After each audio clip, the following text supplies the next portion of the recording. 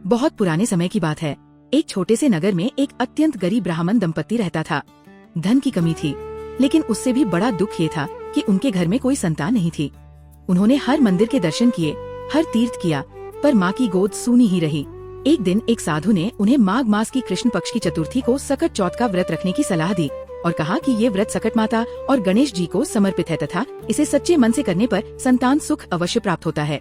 निर्धारित दिन ब्राह्मणी ने सूर्योदय से पहले स्नान किया, घर को शुद्ध किया और गणेश जी तथा सकट माता की पूजा करके व्रत का संकल्प लिया कि वह दिन भर अन्न और जल का त्याग करेगी।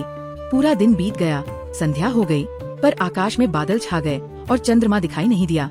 भूख और प्यास से व्याकुल होने के बावजूद उसने व्रत नहीं तोड़ा और पूरी श्रद्धा के साथ चंद्र दर्शन की प्रतीक्षा करती रही। आधी रात के बाद अचानक बादल हटे और चंद्रमा प्रकट हुआ। उसने जल से अर्घ्य दिया और मन ही मन सकट माता से प्रार्थना की कि उसकी सूनी गोद भर जाए।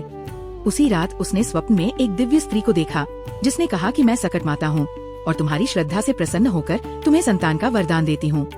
कुछ ही महीनों बाद ब्राह्मणी गर्भवती हुई और समय आने पर उसे एक सुंदर पुत्र की प्राप्ति हुई।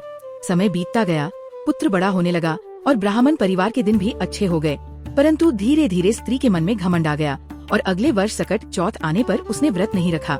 उसी रात उसका पुत्र गंभीर रूप से बीमार पड़ गया और उसकी हालत बिगड़ती चली गई। तब माँ को अपनी भूल का एहसास हुआ और वह फूट फूट कर रोते हुए सकट माता से क्षमा मांगने लगी। अगले महीने उसने पुनः पूरी श्रद्धा और विश्वास के साथ सकट चौथ का व्रत किया और चंद्र दर्शन कर विधिवत पूजा संपन्न की। जैसे ही पूजा पूर्ण हुई, उसका पुत्र चमत्कारिक रूप से स्वस्थ हो गया।